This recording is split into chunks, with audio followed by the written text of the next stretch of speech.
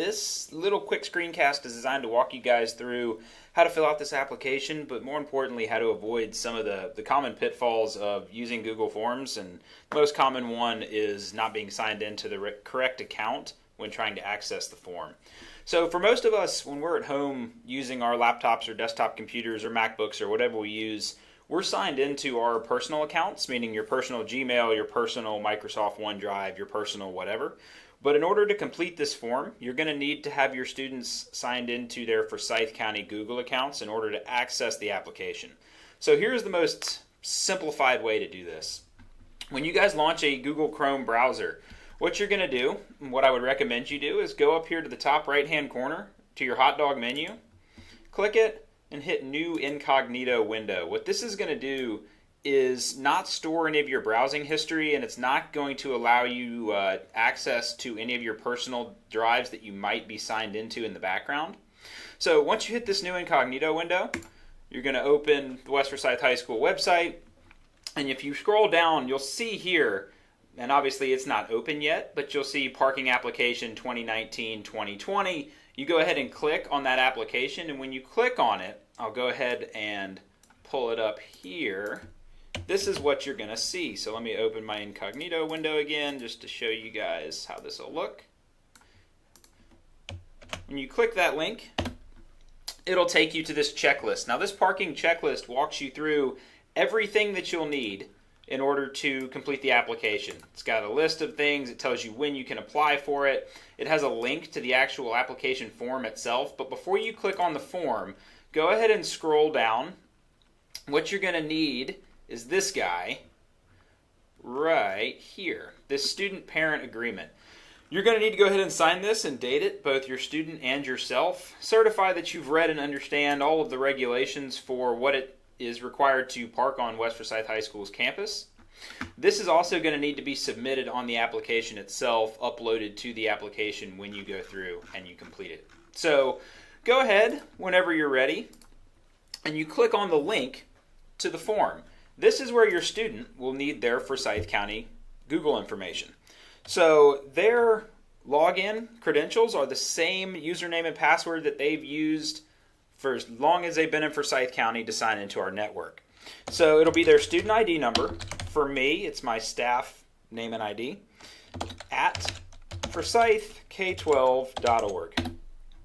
Once they enter that, into the Google portal, it'll take them to the Forsyth County login. And again, this is just their student ID number in place of my name.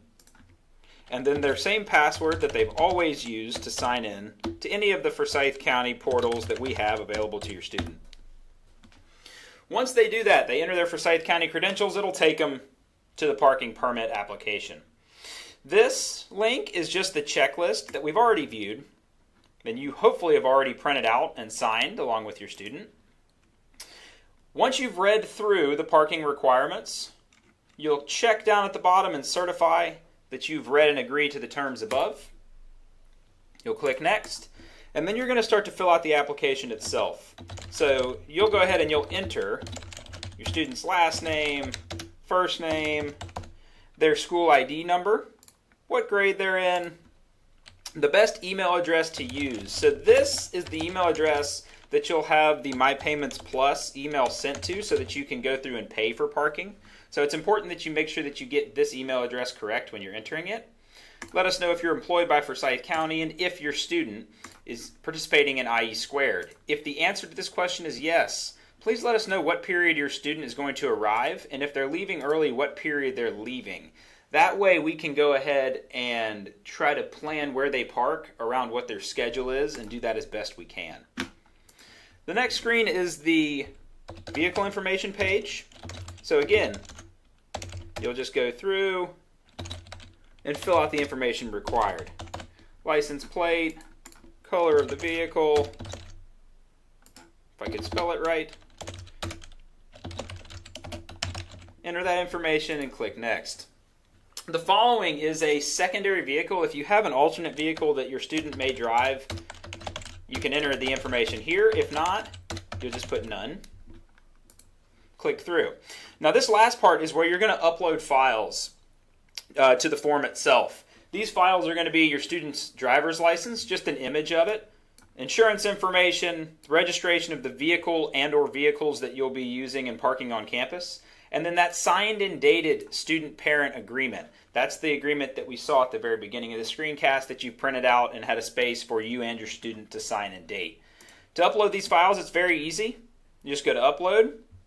Most likely you'll be selecting files from your device, and you'll pick one of these files, whichever file it is that has the picture of the driver's license or whatever else, and you'll upload it to the form itself. So I'm going to go through and upload that same generic file.